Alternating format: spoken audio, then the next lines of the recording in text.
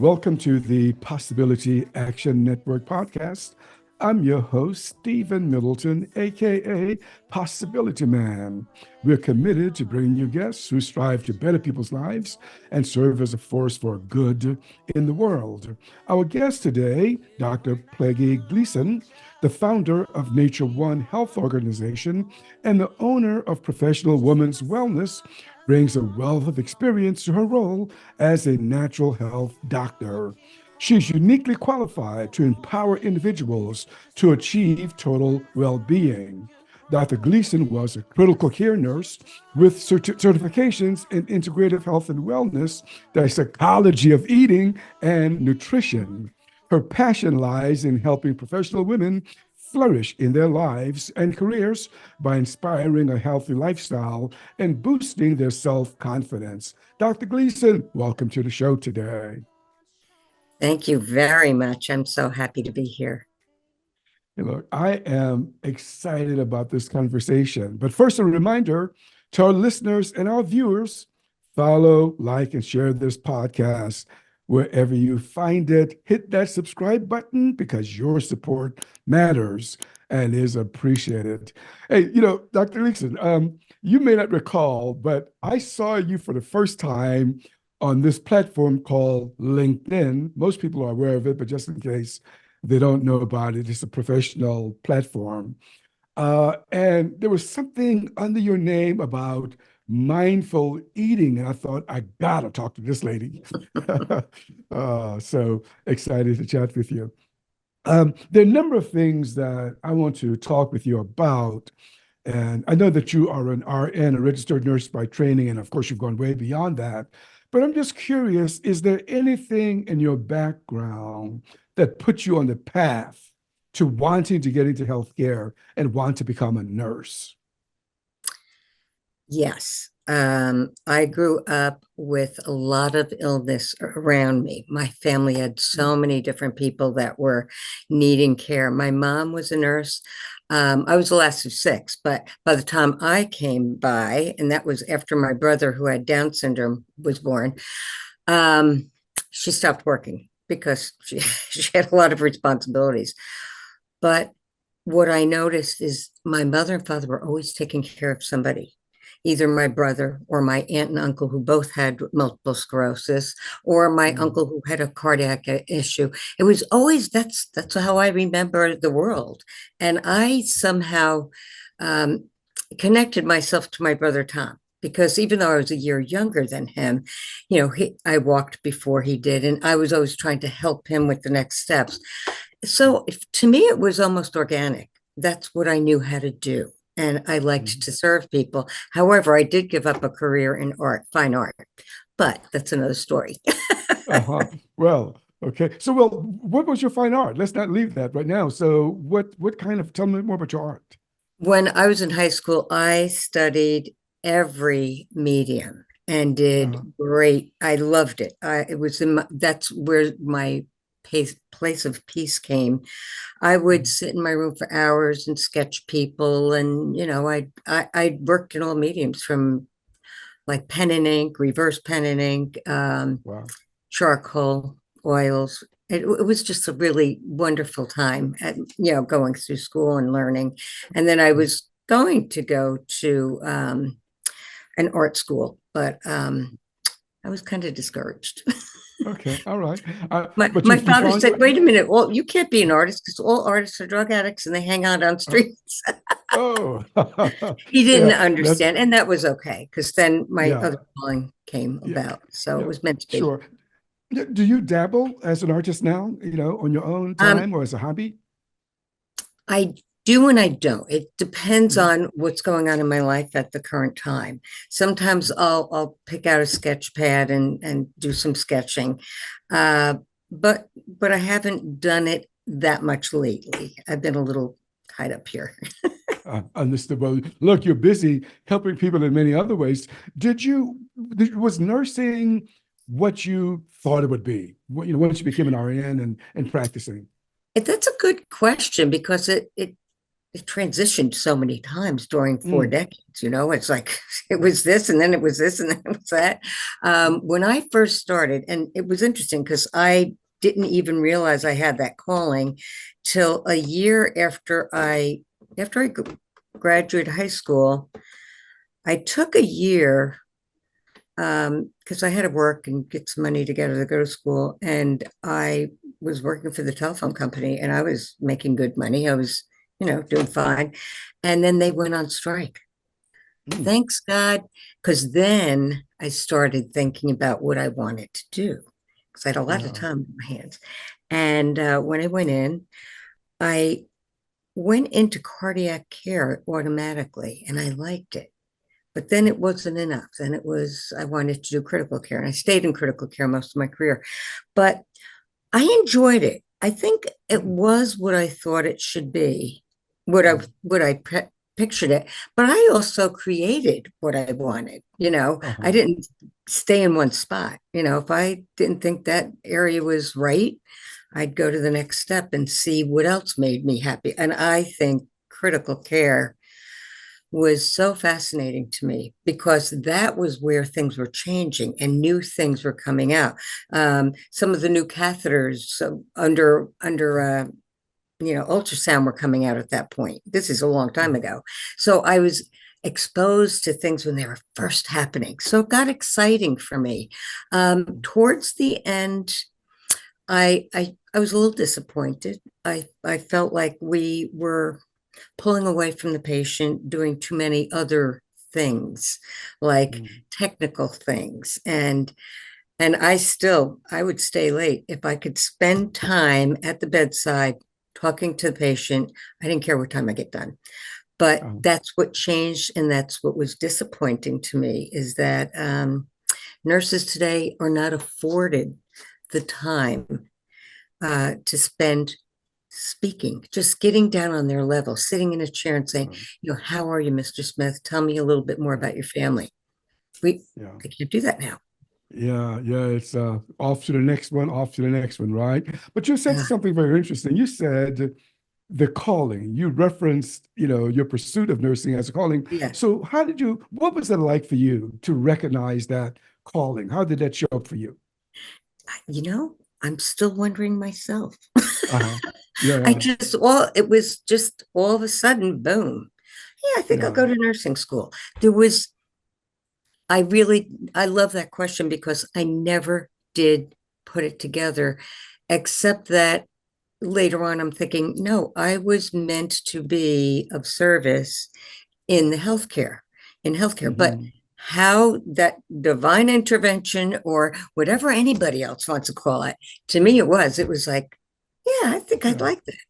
And that was Yeah, that, yeah, right? I'm with you there because when you know, and that Yeah. knowing is what you're talking about. Yeah, but medicine and healthcare interests me because, I mean, over the years, I only knew about conventional or allopathic medicine, Oh yeah. but today we got all kinds of. So, can you help us understand first what is allopathic? And I'm just throw out one more that you'll help us with. What is allopathic or It's sort of the conventional Western medicine? medicine instead of Uh, the Eastern medicine, right? So mm, with allopathic, it's diagnoses and treatment with pharmaceuticals or surgery or all the things we know as we could say the regular doctors, right? Your family okay. practitioners. Whereas with natural health, when I went to study that, if I'm answering this question correctly, Mhm. um, I wanted to study all different modalities from Ayurveda to Eastern to Chinese medicine. Um, I just went to every single area. And Yeah. that was what my doctorate was about, is to understand all the other things other countries are doing and how come this country was still so sick. And then I Yeah. figured it out. We weren't doing the Uh-huh. right things. Uh-huh. Well, we're going to dig into you figuring out it in a moment. So you mentioned, your field of specialty, natural health doctor.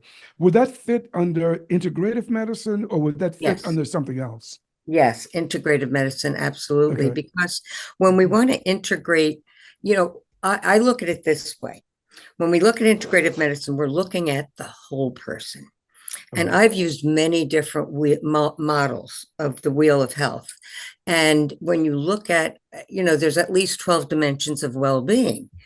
Mm, Generally, in allopathic medicine, they're just looking at the physical part, right? mm, They're not looking at, they've been really sad. Maybe that has a connection to being sick in this mm. part, Okay. whereas integrative, you look at the whole person, every single Yeah. part of their being. How are they moving? How are they eating?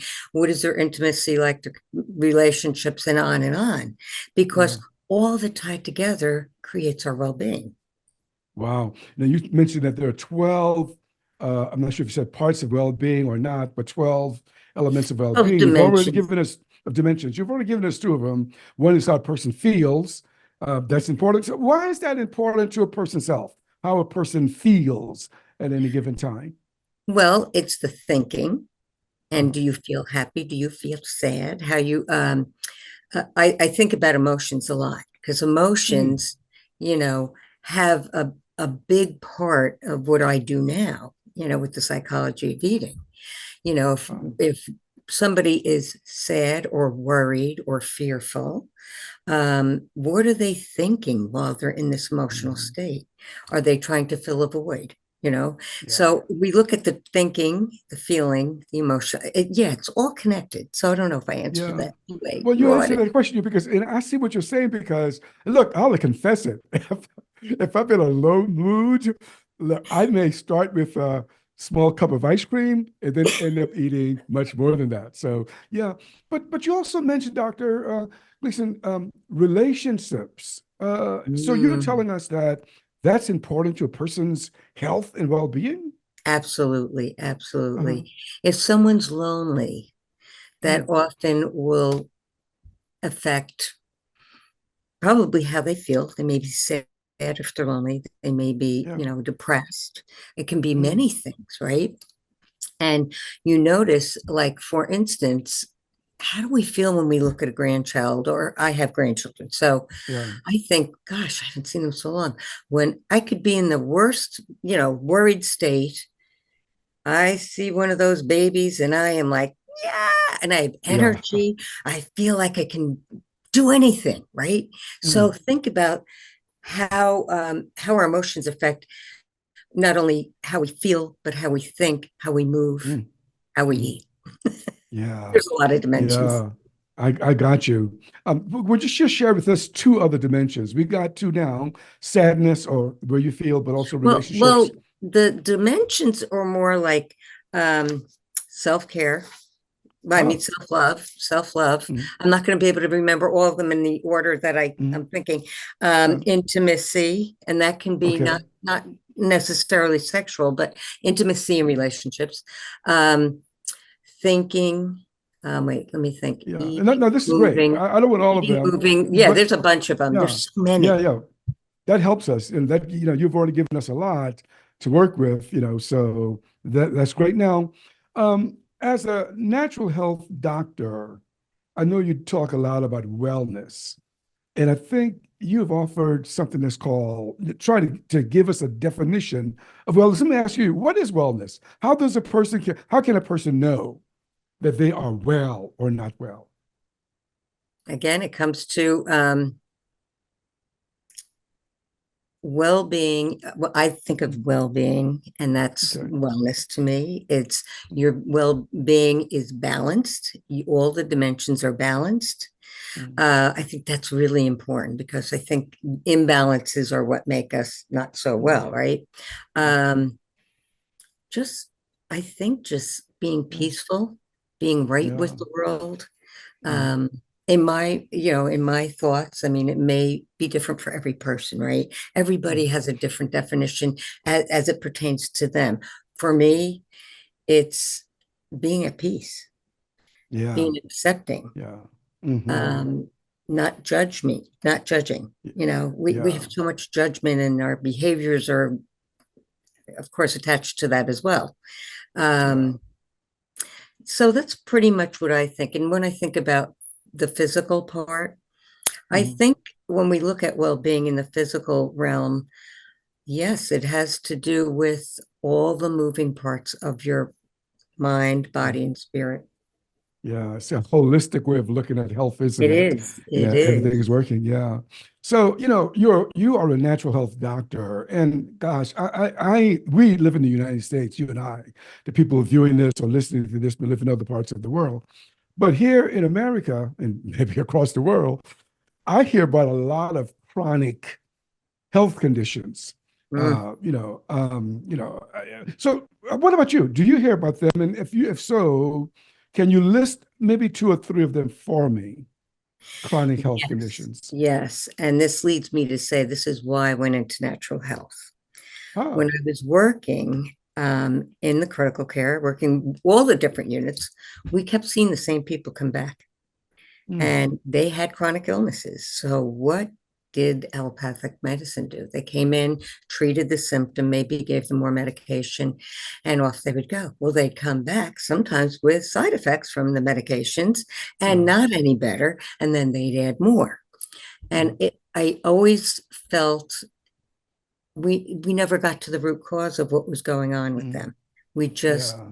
band-aided, we just put a band-aid on all the symptoms, looking at what are we doing for, what is medicine today? This is how I would look at it. Acute care is fantastic in Western medicine. Boy, if I break a bone or if I slice my arm, I want to go get it stitched up or casted or Mm, whatever it needs. Anything that is acute, I think, is really well done here in the United States. We have great, great medical practices. However, when it comes to chronic diseases, I don't think they fare quite as well. Because mm, take, for instance, blood sugar. That's a yeah. chronic illness, right?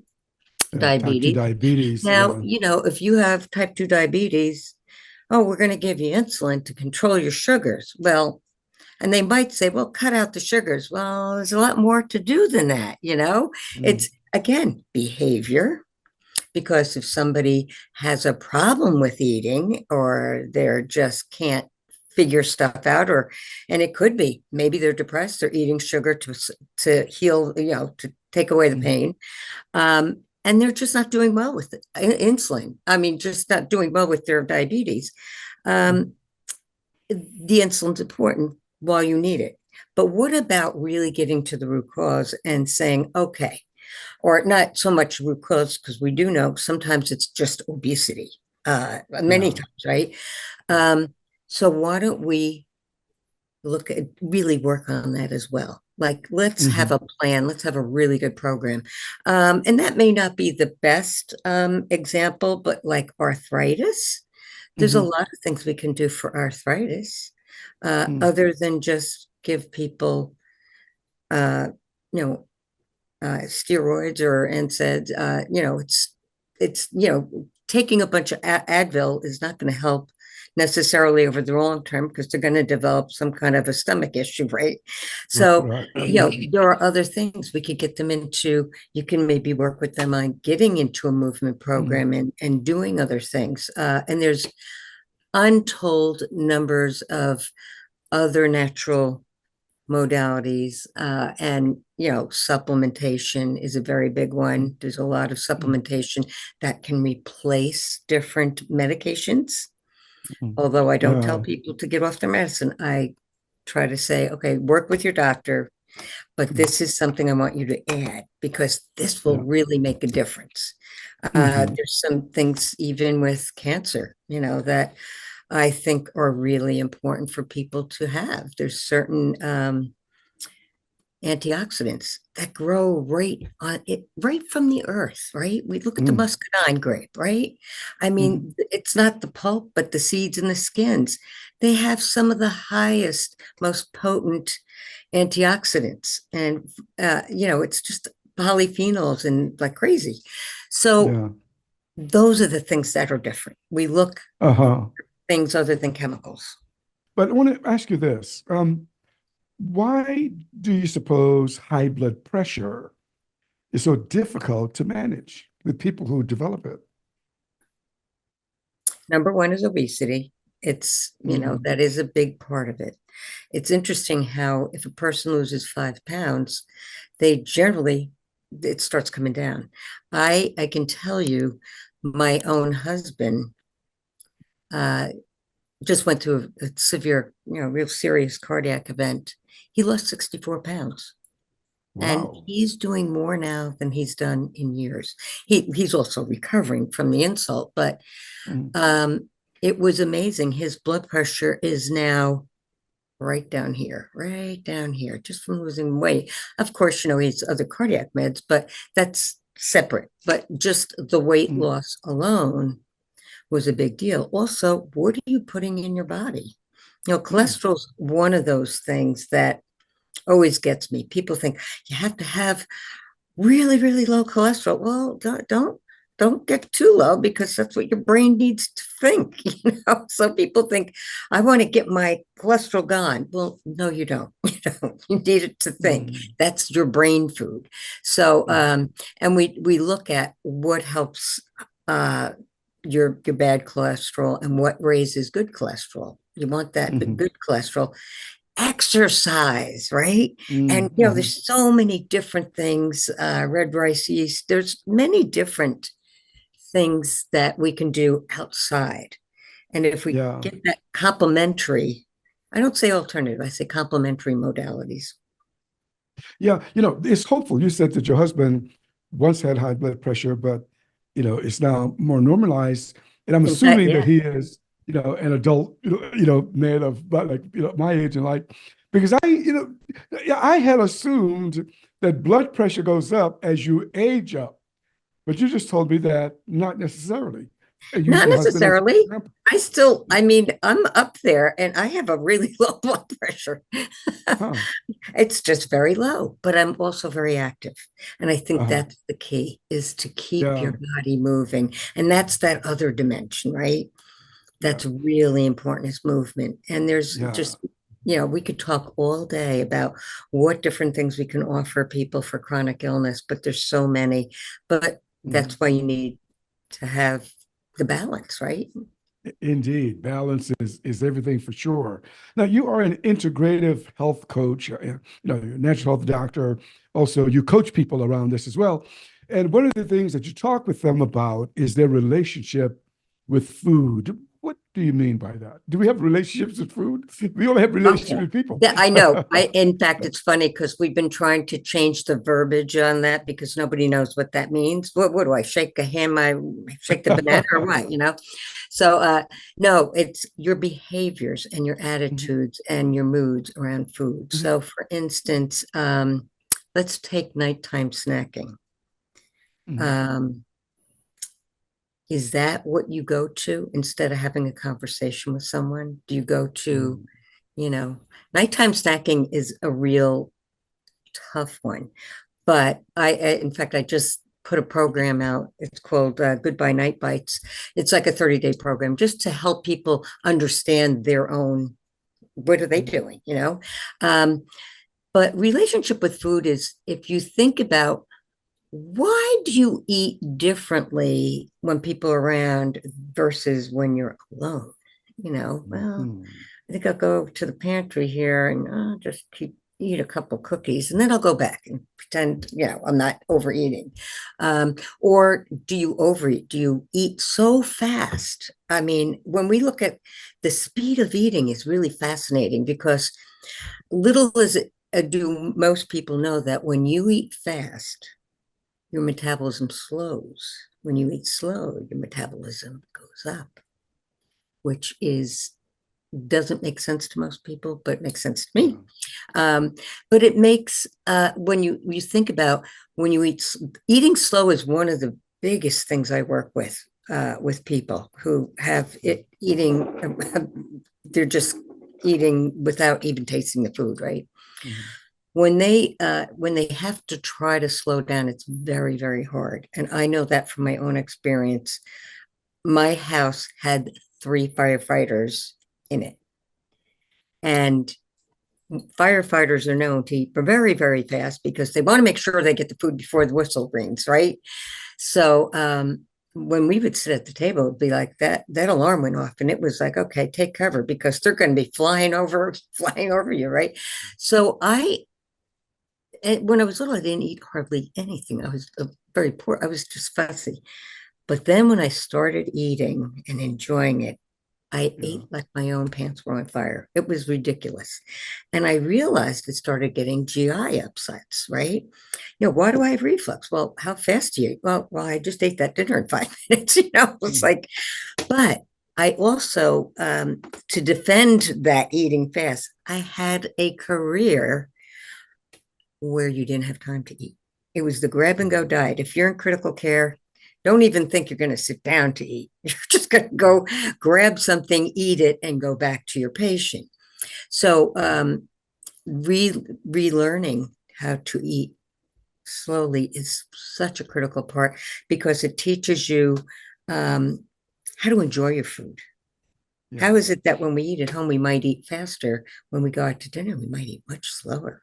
Mhm. Enjoy it, right? You just reminded me of something that's so important. There's a lot of talk today about, being present or mindfulness. A lot of people are talking about, but being present. And what you just told me, I heard it. I hope that I practice it. You said, look, you can be present with food when you eat. Just Mm-hmm. slow down and enjoy your food. That's Yeah. practicing presence. At least that's what I heard you say to me. Well, that is because what I work with is teaching mindful eating, which includes, uh, I'll put it simple. It's not just what you eat that's important, Uh, which is important, but it's where, when, how, and why you eat. mhm, That's how we unearth what's going on with a person is looking at those other factors, right? mhm. Because every one of those are important. And that once we put all that together, we can kind of see what's going on. Like, why Yeah, do I eat at night? What's going on? Are you tired? yeah, Are you yeah, are you exhausted? It's, yeah. yeah, Yeah. So you were saying is that people can actually, I mean, food is so interesting. Food is good for us, but yet, from what you teach, from what I've noticed, is that we can abuse it. And you've just yeah. answered one question, and my question, well, why would we do that? And you just said, well, if you're lonely at night, maybe Mhm. you'll go and grab something that's unhealthy. So what else may drive us to do something that's unhealthy around food? I think there's a few things, there's a few scenarios. What happens during the holidays? Mm, We give ourselves permission to eat anything that's baked goods. It's Christmas cookies or Hanukkah or whatever celebratory foods are out. Well, we overeat because it's Thanksgiving. I mean, do we really need 12 different things on the table to taste? yeah. So it's fine. Well, then slow down, take a little bit of everything, but Mm, take your time, enjoy it. That will make all the difference in how much you eat, because you're not going to be hungry. And I do have a way that I work with people is before you sit down. This is how I learned at Duke Integrative Medicine about 16 years ago. We were taught mindful eating, and the first thing they did is said, um, just they paused over. They said, "Hey, take a piece of paper out and rate from 1 to 10 how hungry you are. One is you are starving, you're going to faint at any moment, and two is you've had like two big meals already, right?" And mm, you would do that, and then you went through this mindful eating practice, which they taught us, and it's a little too long to do now to go through all the steps. And midway, they would say, okay, take out that piece of paper. How hungry are you now? mm, And it was interesting. Our satiety happened in a way that we didn't even want the rest of the food that we had mm, piled on our plate. We were mm, satisfied after 20 minutes because we were mhm. paying attention. We are getting ourselves to digest first. Let me feel, let me understand how I feel when I am full. It's teaching Mm. people the cues of hunger and satiety, right? People Yeah. don't usually pay attention to that. Mhm.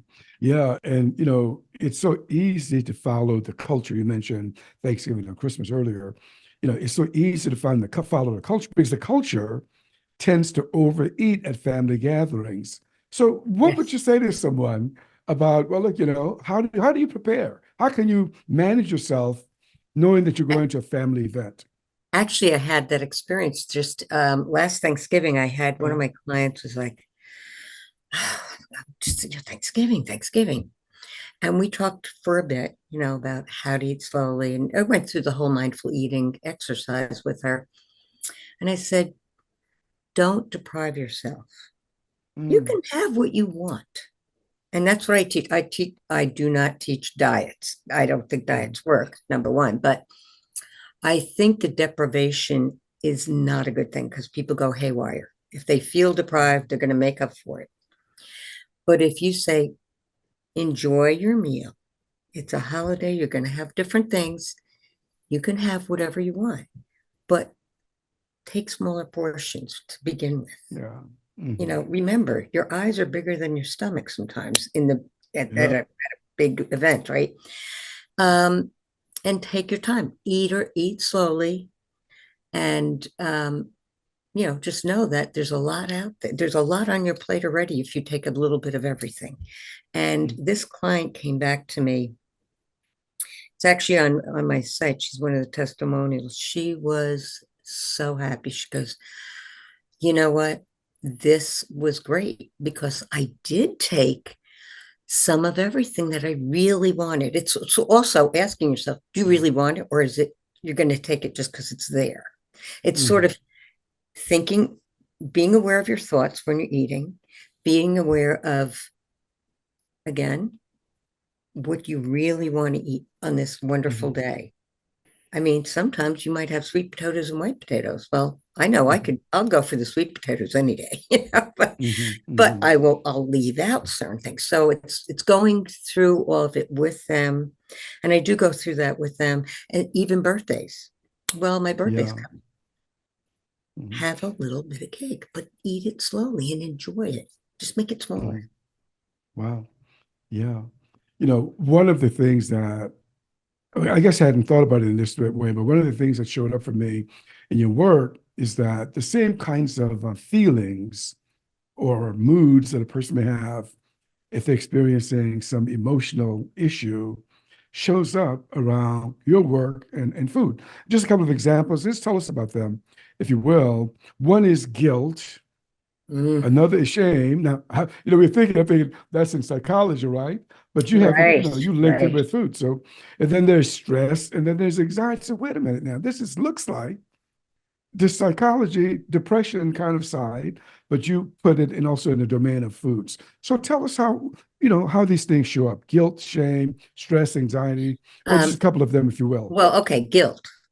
Mhm. You go out, you have a nice dinner, you had a little dessert, and because you had dessert, you beat yourself up. Oh, and this is a Ah, perfect example. A lot of the clients did say, well, I was good all day, and then mm, I had a piece of chocolate, and then I went haywire. I figured, oh, I'll start again tomorrow. mm, So mhm, it's almost like a vicious cycle. Because here, mm, instead of saying, okay, so I had a piece of chocolate, so let me get back to what I was doing and move on. But some people say, oh, once I start, well, that's a limiting belief. And then we have to work with the limiting belief, right? yeah, yeah. Um, shame, I work a lot with confidence, women's confidence. And that's, I'm getting a lot more traction with that because what I'll see is why do people want to lose weight? It's not always because of health, right? They want to look Mhm. good. And I could ask any woman if they stood in front of a mirror without their clothing, what would they see? I can tell you they would pick out every flaw that's there instead of looking at their eyes and saying, wow, look at those pretty eyes. Or they Yeah. won't look at what's beautiful. They'll look at maybe some cellulite. Like, really? Um, That's not what defines you. So the mhm, shame is a really big deal. And shame, and it makes me sad for people who have shame because Mm, I went through that. I always strive to be, in good shape, and oh gosh, I gained some weight, and oh, maybe do I look fat in these jeans? That phrase. yeah. We all have it. And my husband would just sit there and go, "Oh, you're ridiculous," because I was I was it was body shaming myself. And, Mm, learning not to do that is a wonderful thing. Um, you were saying lonely. Lonely yeah. is I do have someone that goes through that, and she is depressed because she is lonely. Her kids are all Mm, grown and gone, and she lives by herself. And she just says, I eat a half a gallon of ice cream every night. And okay. And so do you really feel that it helps you? Well, not really, because I do it again the next night. Right. So then we have to work on what could you do differently? Maybe it's yeah. sitting in a different chair. I mean, it sounds crazy, but sometimes just moving where you're sitting. We have all these neural pathways where, well, every Mm, time I sit in my little recliner, I have a bowl of ice cream. Well, sit in another place and mhm, try to replace it with something else. See what happens. mhm. And it's all about Yeah. every client. It's experimental because Yeah. it's really kind of fun because they get to figure it out too, right? I don't tell Yeah. them go to the different chair, but we'll talk about different ideas. Mhm. Yeah, yeah, it's definitely a lifestyle, isn't it? And It being is. gentle with yourself is important. Oh, it's so, so important. And we are our worst critics, as we all know. Yeah. And Hmm. and that self-love is a really important thing. I do recommend my clients, if they're willing to start journaling. Really Yeah. start journaling. What's going on up there? Look at Hmm. how did you eat when you were young? How did you eat when you were Hmm. a teen? How do you eat now? And put the pieces together. What was going on in your life at this time when you started, binging? Hmm. Yeah, as a natural health doctor, and you had already mentioned this before, but I want to return to it. You said that you do believe that supplementation, taking supplements, could support a person's efforts to become Absolutely. healthier. Yeah. So Absolutely. my question to you now is, I mean, with so many things out there, how do we figure it out? What's good for us? Well, you have to ask somebody who knows what those answers are because Okay. over the counter, one a day or Centrum, there's so many fillers in a lot of these things. Mm, I have always favored where the ingredients are coming from. I've been taking minerals that were, there's certain companies I will recommend different products from different companies, not based on what is the best thing for your body. mm, There is the minerals are amazing, and they come from a mine. There's only two mines in the United States, and this mine is akin to 5,000 year mine. It's like all those layers, and they get their minerals directly from the mine, and they're not missing any of the trace minerals. There's like mm, 77 minerals or 66 minerals. There's find different types of minerals, and all of them are in their one product. And I like, yeah. well, I'll never not take those. Mm, The same as I was saying with the muscadine. If you need an antioxidant, there are certain antioxidants that I know come from a good source. They're the way they're I want to say manufactured, but I want to not say manufactured like they're putting stuff in it, but how they create these things in the right environments, and mm, they stay away from the fillers. And so you're getting the full amount of what you need, and it's yeah. pure. Hmm. Yeah. Supplements can be important. I even heard that there's some pharmaceutical companies that are manufacturing supplements, but that they have fillers in them. They're not the real deal. I don't know. So got to be And careful out it's, there. yeah, you do. And in fact, that muscadine company the pharmaceutical companies were climbing all over them. They really wanted this product. And they said, nope, because we know you're going Uh, to put fillers in it. And they wouldn't do it. yeah. And I was really happy about that. Yeah. So It's very a, true. yeah, big farmer. Now, I know you're also a burnout recovery coach. And I know you work with a lot of healthcare workers, but others, right? So Mm. firstly, talk with us about burnout, which is look, I mean, everyone is talking about it these days, especially in medicine. What is burnout? Help us understand what that is. When you're burnt out, you stop caring. And I'm thinking Mm, about healthcare right now. Look at all the healthcare workers who had to go through COVID. yeah. They didn't get sleep, number one. They didn't eat right, number two. Um, they were terrified. They were fearful, not only for their life, but for their families' lives. Um, and they were being taken, they felt like they're taking advantage of this human being I am because they won't let me go home. I'm Mm, working 7 days a week. I can't get a day off. And the long hours some of these doctors work, the conditions they had to work under. I mean, mm. remember the masks? They were Yeah. almost blistered, right? Um, and some of them couldn't even go home because they had compromised people at home. What they went through was so sad. And I had a Mm, friend, a very close friend, in fact, who was still working in one of the ICUs. I worked with her in New York. And the trauma ICU was what they did is they said, we're going to make this the COVID vented unit. So mm, they put the trauma somewhere else because this was, mm. big unit.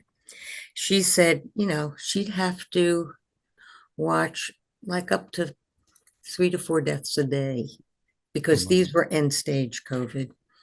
And, it was disheartening. You just, Mm, when I see people like that, and it gets to the point where they just don't want to do this work anymore, that's burnout. I mean, mm. that's what I see as burnout because Yeah. a lot of people, they Mhm. left, they left the healthcare. Um, they left healthcare altogether, really. Yeah. Mm. So, but you also say that you work with them on recovery from burnout. That is, here's a tag I found with you. You said you can help people renew their energy and regain their zest for life. So, how do you do that? I start by asking them number one, what's going on, and then ask them Mm, what makes them happy. mm. Wow, People that's a forget, powerful question. yeah, what makes you happy? Because when people are burned out, nothing makes them happy, right? But Mm, we might dig a little deeper. Do you have children? Tell me about a time when you looked at that child and you just couldn't stop smiling. Um, mm, we start little by little. Everything, and I always say, when people work with me, it's not quick fix because there's a okay. lot going on up there. And we want to Mm, make sure whatever transformation you make is going to stick.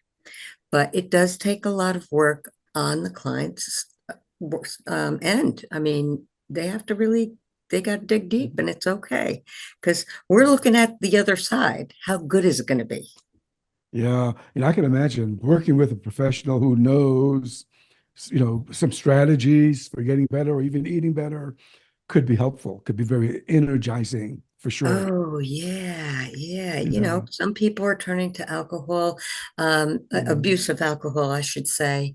mm, And when you're burnt out or you're sad, that's mm, probably not the best thing to go to, but mm. that's where they feel they can numb themselves, right? So Yeah, yeah. it's sort of walking through their world with them, and that's what we Mm, do. I walk right with them mm. through their world, notice what we can do with our work, Yeah, and go from there.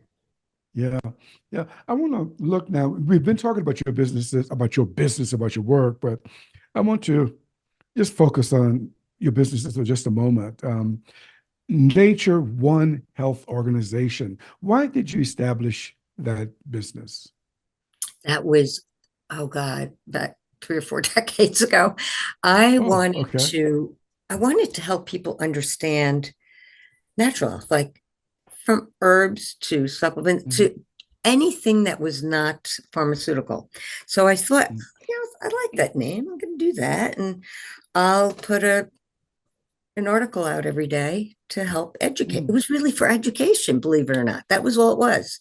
That was before I mm. got my doctorate. That was, you know, Wow.